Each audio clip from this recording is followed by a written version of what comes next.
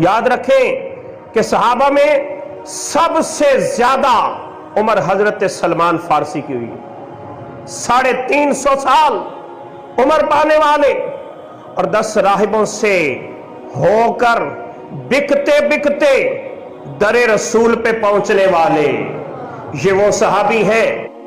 हजरत सलमान फारसी रज़ी अल्लाह ताला अन्हु के आबा व अजदाद मजूसी थे, मजूसीउल मजहब थे।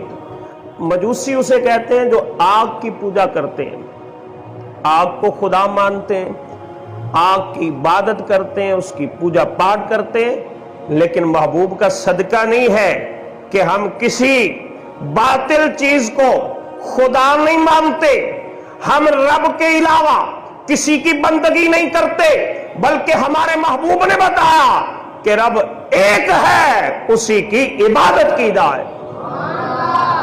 हम अपने आका सल्लल्लाहु अलैहि वसल्लम के फरमाने के मुताबिक रब को एक मानते हैं और उसी की इबादत करते हैं, उसी को लायक इबादत समझते हैं, उसके अलावा किसी और को मुस्तहिक के इबादत नहीं जानते।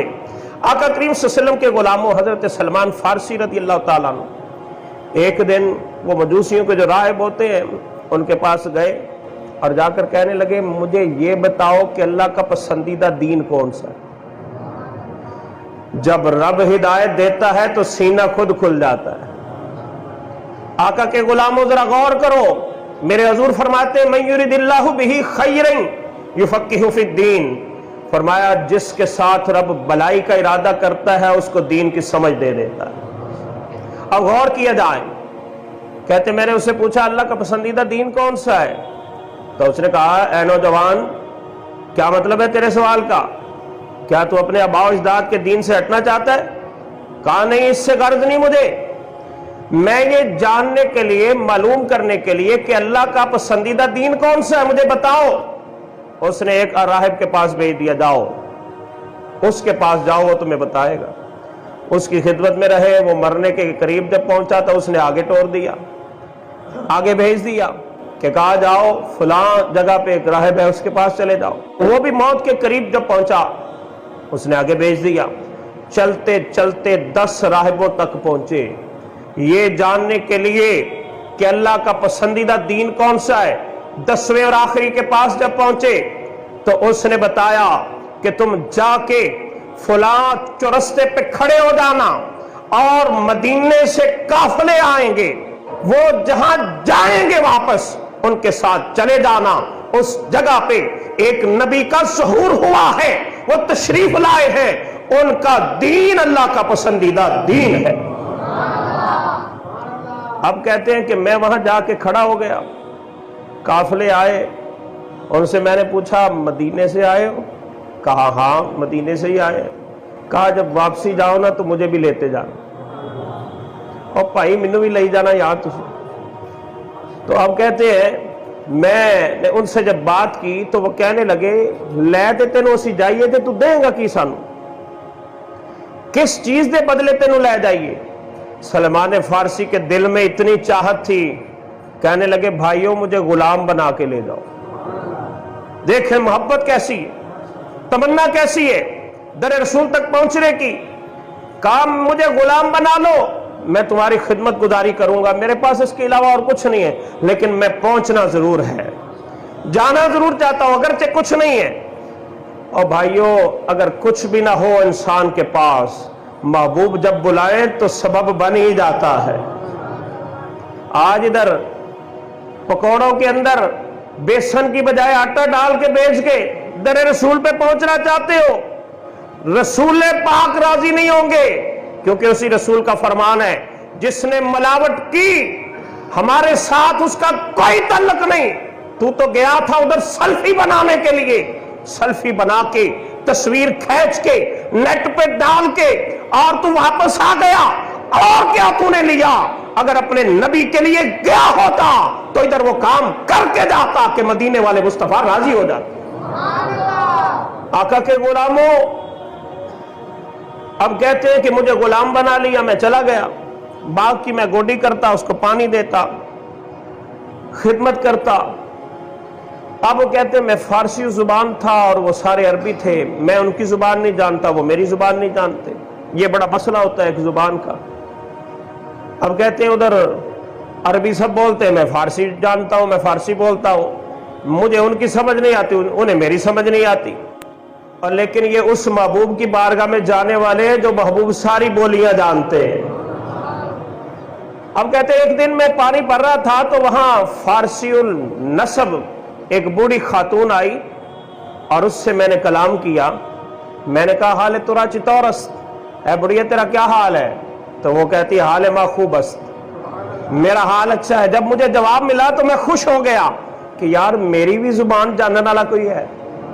جیسے آپ غیر ملک میں باہر کسی اور ملک میں جائیں اور ادھر آپ کو کوئی پاکستانی ہی نظر آ جائے تو بڑا خوش ہوتا ہے بندہ، یار میرے ملک دا ہے. تو آپ کہتے ہیں کہ میں خوش ہو گیا کہ میری زبان بھی جاننے والا کوئی ملا. تو میں نے اس بڑھیا سے اپنی زبان میں کہا کہ اللہ کے رسول کہاں ملتے ہیں، میں ان کو دیکھنا چاہتا ہوں. تو اس بڑھیا نے کہا کہ فلاں رستے پہ جا کے کھڑے ہو جو، جب دن چڑھتا ہے تو اللہ کے رسول آتے ہیں. تو کہا ان کے ساتھ صحابہ بھی ہوتے ہیں جو جگمگ کر رہے ہوتے ہیں. تو کہا حضور کا کیسے پتہ چلتا ہے؟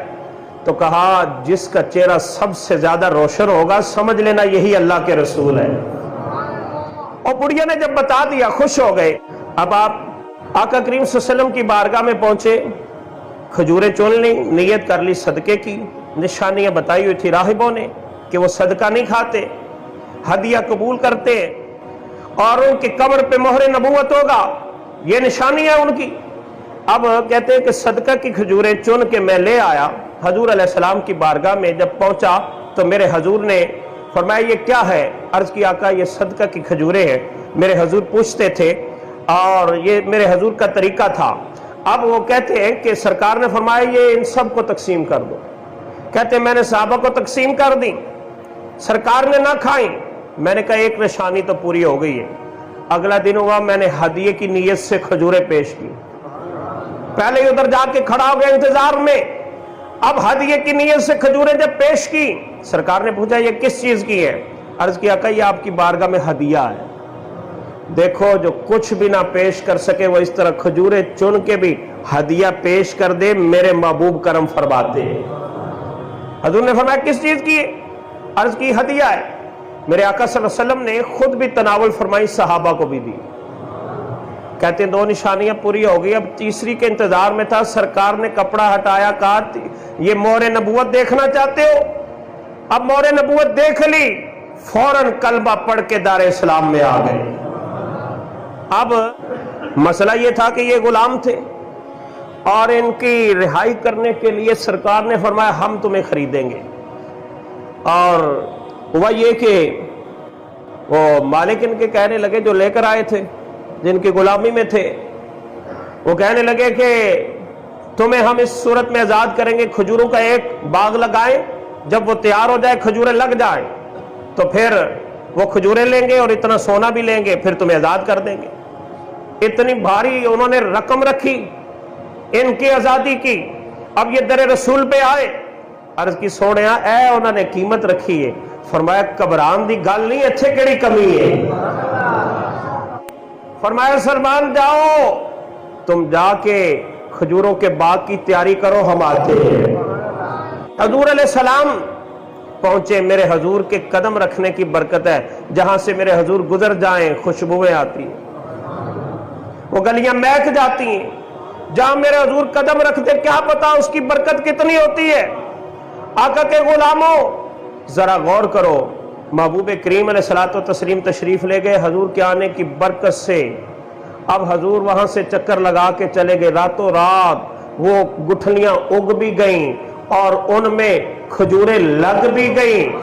اور صبح ہوئی، میرے حضور نے ایک مقدار میں سونا دیا، جتنا انہوں نے مانگا تھا وزن کیا گیا اتنا ہی ہوا. اب سونا بھی دے دیا گیا، باغ بھی دے دیا گیا اور یہ در رسول پہ آ گئے. اب حضور کی خدمت میں رہتے ہیں. اس قدر قرب ملا. ان سے کسی نے پوچھا تمہارا نام کیا ہے؟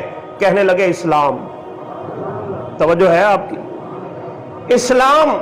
کہا گیا تمہارے باپ کا نام کیا ہے؟ کہا اسلام. کہا تمہارا وطن کیا ہے؟ کہا اسلام. کہا تمہارا دین کیا ہے؟ کہا اسلام. جب میرے حضور کو پتا چلا کہ سلمان نے ہر چیز کا جواب اسلام کے نام لگا دیا، تو میرے مصطفیٰ نے فرمایا سلمان منا اہل البیت، فرمایا سلمان کو ہم نے اپنی اہل بیت میں شامل کر لیا۔ یہ مقام ہے ان کا، حضرت سیدنا سلمان فارسی رضی اللہ تعالیٰ عنہ۔ تو دیکھیں شان صحابہ کو بھی در مصطفیٰ سے ملی، اہل بیت کو بھی در مصطفیٰ سے ملی۔ آقا کریم صلی اللہ علیہ وسلم کے در پہ جو آ گیا اس کو شانیں مل گئی۔